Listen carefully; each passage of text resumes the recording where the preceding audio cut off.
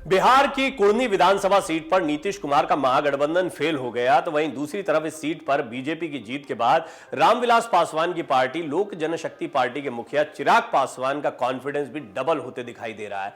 लेकिन ऐसा क्या हुआ जो इस सीट पर नीतीश और तेजस्वी खुद प्रचार की कमान संभाल रहे थे और इसके बावजूद हार का मुंह देखना पड़ा है। नीतीश तेजस्वी के साथ आने के बावजूद कुर्नी बीजेपी कैसे जीत गई, और इस उपचुनाव के बाद यह भी सवाल उठ रहे हैं कि क्या इस हार के बाद नीतीश कुमार सीएम की कुर्सी से इस्तीफा दे देंगे या ये जो समीकरण है ये गड़बड़ा जाएगा।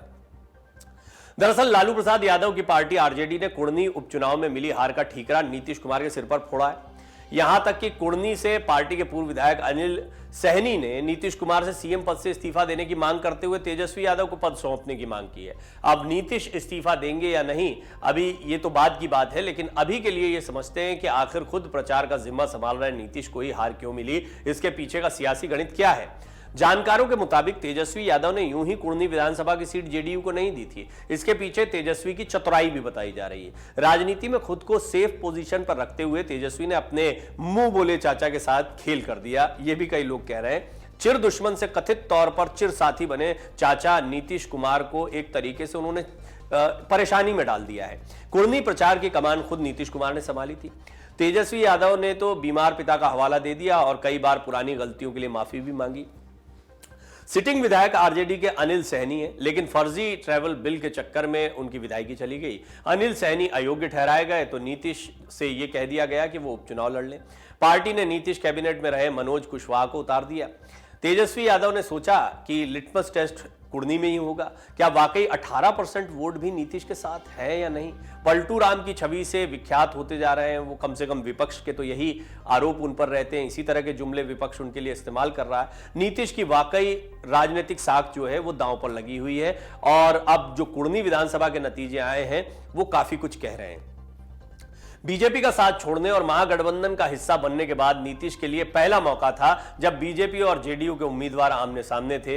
एक ओर जहां आरजेडी ने अपनी सिटिंग सीट जेडीयू को लड़ने को लिए दे दी और जीतने के लिए हर तरह के चुनावी रणनीति बनाते हुए दिखाई दिए, तेजस्वी यादव ने तो लालू प्रसाद के स्वास्थ्य के नाम पर इमोशनल कार्ड भी खेला, लेकिन जीत का सेहरा बीजेपी उम्मीदवार के सिर पर बंधा। वैसे तो चुनावी हार जीत के पीछे कई फैक्टर काम करते हैं, जैसे उम्मीदवारों के चयन से लेकर क्षेत्र का जातीय और धार्मिक समीकरण, कई बार स्थानीय मुद्दे प्रधान होते हैं। बात अगर कुर्नी उपचुनाव के भीतर हावी मुद्दों की करें तो दलित बहुजन वोटर्स के बीच शराबबंदी जैसे मसले को लेकर सीएम नीतीश कुमार का खासा विरोध देखने को मिला।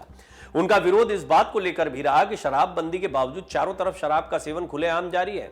शराब की जगह पर शुरू किया गया नीरा का कार्यक्रम पूरी तरह फेल है और सरकार ताड़ी पर भी पूर्ण प्रतिबंध लगाने पर तुली हुई है।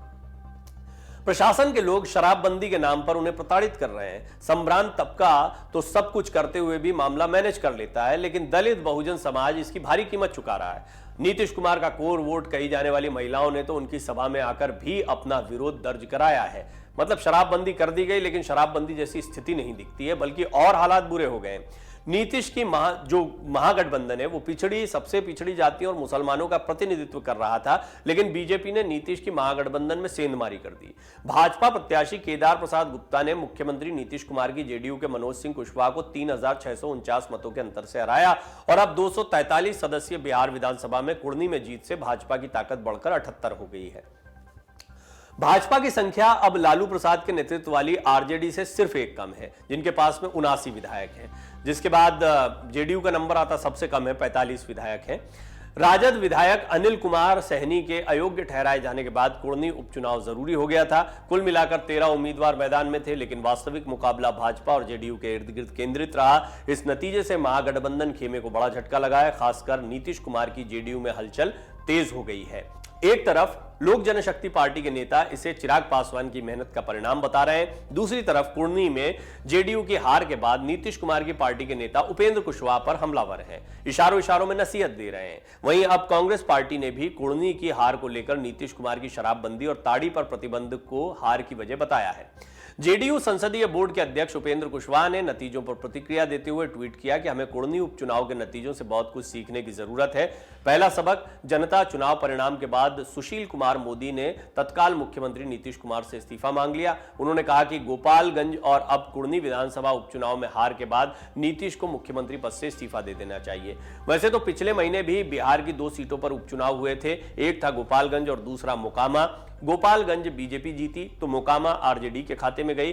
दोनों सीटें तब भी हॉट थीं और सुर्खियों में बनी रहीं। ऐसा इसलिए भी हुआ क्योंकि नीतीश कुमार अब लालू प्रसाद के बजाय बीजेपी पर हमलावर थे, बिल्कुल उलट जैसा पिछले चुनाव में था।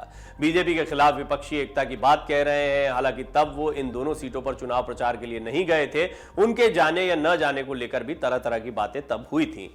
बात अगर इस बार के उपचुनाव में उम्मीदवारों की करें तो बीजेपी ने जहां साल 2015 में इस सीट से जीत दर्ज करने वाले केदार प्रसाद गुप्ता को अपना उम्मीदवार बनाया था, वहीं जेडीयू ने साल 2005 से 2015 तक इस सीट पर विधायक रहे और मंत्री रहे मनोज कुशवाहा को अपना उम्मीदवार बनाया। उपचुनाव में मुख्य लड़ाई भी इन उम्मीदवारों के बीच रही। चुनाव परिणाम के बाद सुशील कुमार मोदी ने तत्काल मुख्यमंत्री नीतीश कुमार से इस्तीफा मांग लिया। उन्होंने कहा कि गोपालगंज और कुढ़नी विधानसभा उपचुनाव में हार के बाद नीतीश को मुख्यमंत्री पद से इस्तीफा दे देना चाहिए। अब नतीजे सामने हैं, इससे बहुत कुछ साफ हो जाता है। वैश्य वोटर डटकर बीजेपी के साथ खड़ा रहा। केदार गुप्ता खुद इसी जाति से आते हैं। सवर्णों में खासतौर पर भूमिहारों की नाराजगी भी भाजपा से दूर हुई है, ऐसा भी इन नतीजों के बाद माना जा रहा है। यानी बेशक ये एक विधानसभा उपचुनाव था, लेकिन इसके बहुत सारे मायने हैं और ये कहीं ना कहीं एक अंदाजा आगामी चुनाव का भी देता है कि बिहार में किस तरह के राजनीतिक समीकरण रहने वाले हैं। डाउनलोड करें अमर उजाला ऐप और पाएं खबरें लगातार।